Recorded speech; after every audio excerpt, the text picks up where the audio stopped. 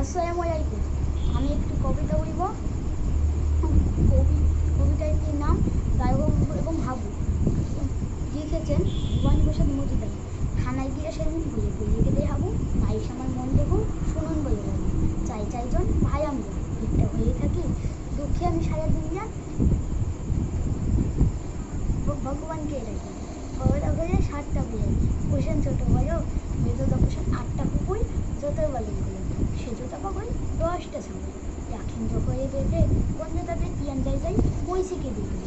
গায়ে বাবাও বইয়ে হাবু তোমরা সবগুলো সজাই করিয়া বললেন জানালা দিয়ে যাবে। শুনে হাবু বেজায় গাবু বইয়ে কোন শুনে দেশ উপসব পাইয়া আমায় যাবে যে সকলে। লাইক শেয়ার কমেন্ট করবেন আমাকে। টাটা।